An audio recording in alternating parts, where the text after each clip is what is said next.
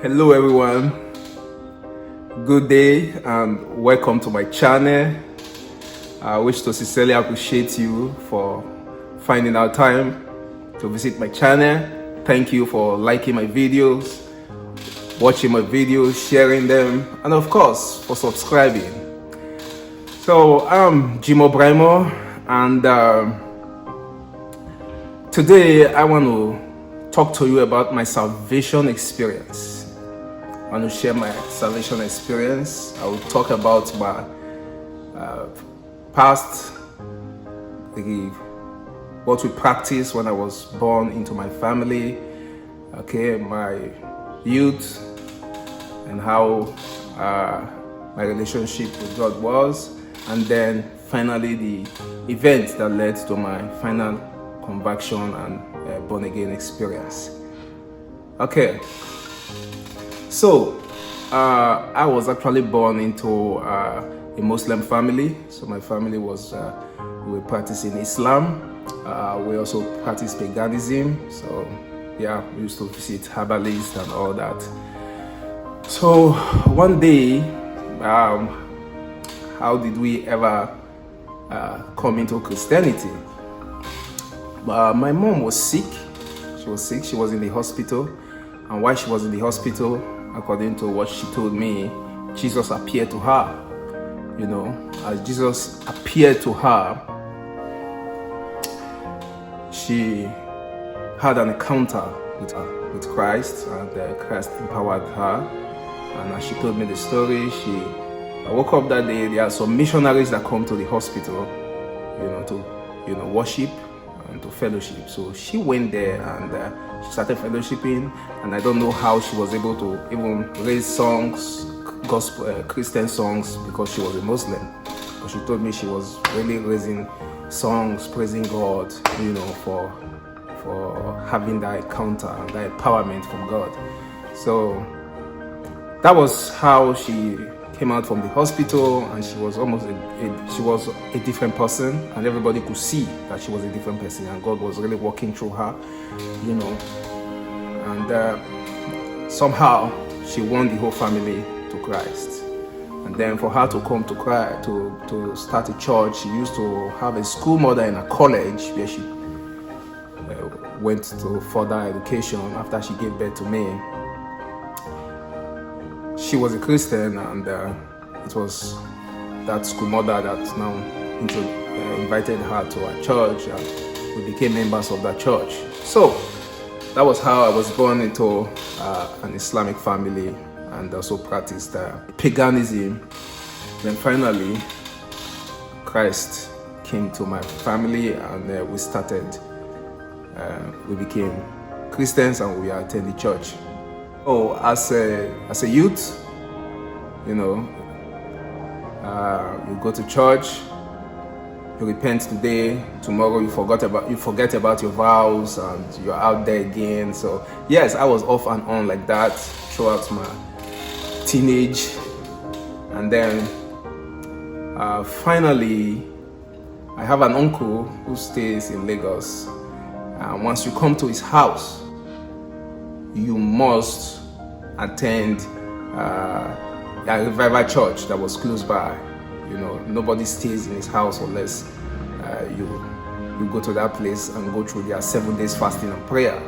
Even his mother, that was my grandmom, had to go there. My grandmom isn't a Christian, she's a Muslim, but in my town where I come from, there is a level of tolerance. They don't have that hostility, religious hostility. Even when my grandmother came to his house, my grandmother had to go there for 7 days fasting and prayer. So I got there, and he was like, hey, you must go too. 7 days fasting and prayer. And I was like, wow. So yeah, from a sincere heart, I just said it loud that yes, I would hide and eat, and nobody will know. And my eldest brother was like, no, don't try it.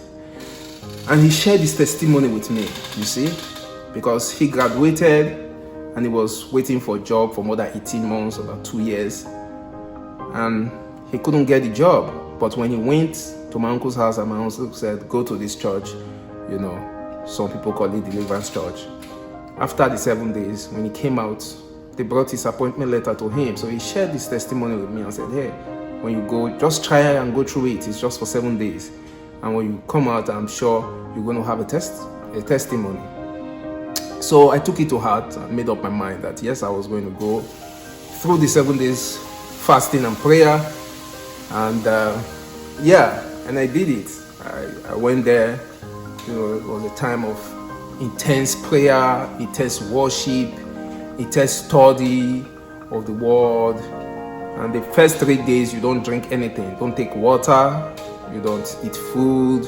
For the first 3 days and night, you don't taste anything. So you finally break with something light and some fruits on the 3rd day by 12 noon.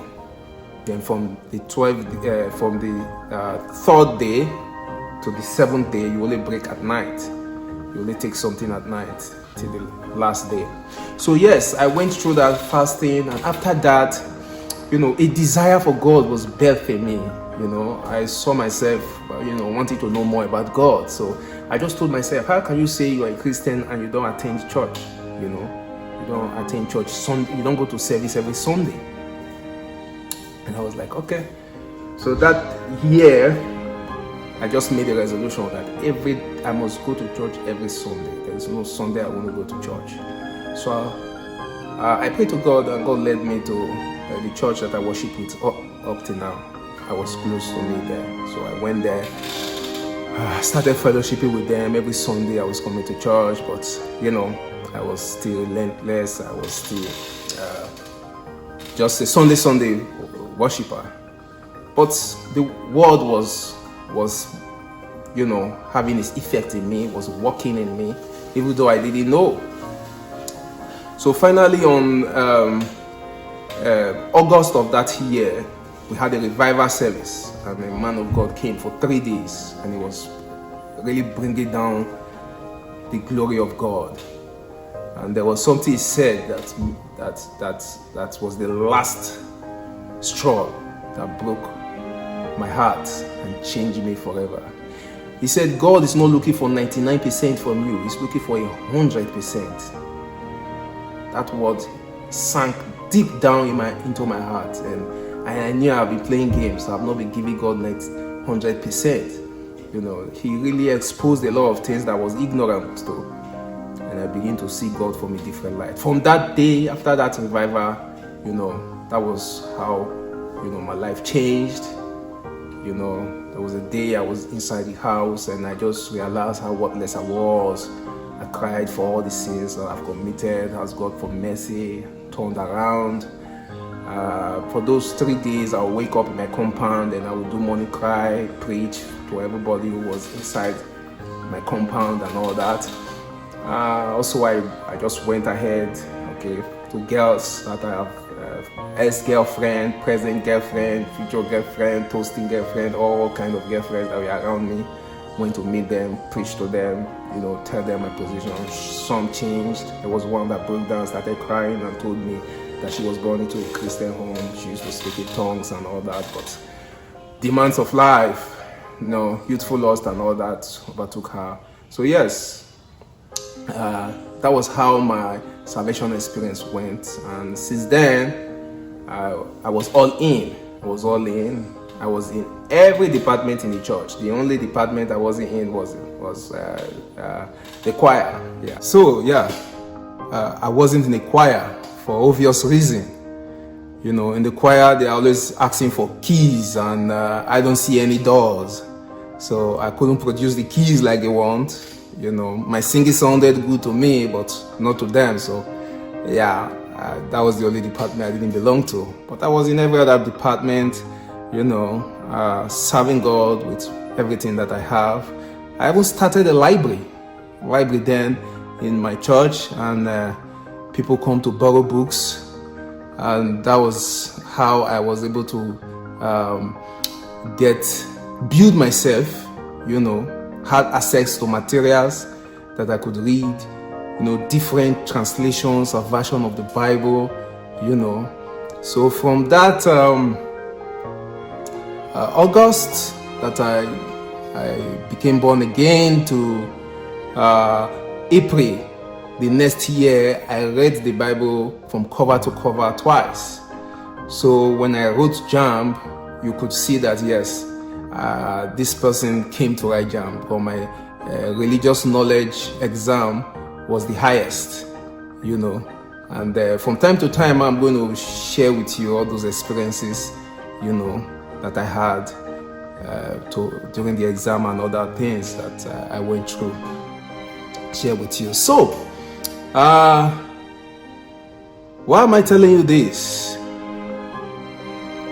Like I said before, to encourage somebody, no matter how deep you are into sin, no matter how down you are, God can reach out unto you. Also, you must not look down on anybody.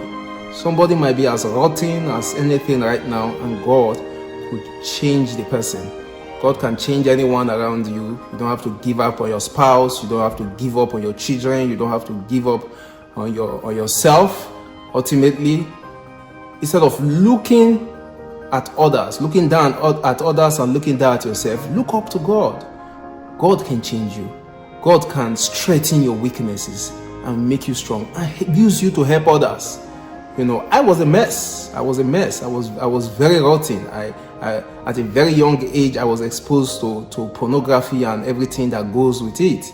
But God delivered me, and from time to time, as I share my experience, I'm going to share, what God taught me, what God took me through to be able to overcome that pornography mindset and everything that comes with pornography. So, I'm going to share that to help somebody. I believe somebody is going to see that and know the things that I know and put the things that I also did into practice, and then overcome the challenge of pornography. That's not the only problem we have in our society, but it's the one I experienced, and it's something I am willing to share to help others to overcome that devil, that take control of our mind. So by doing this, we'll be able to overcome just the way I was able to overcome too.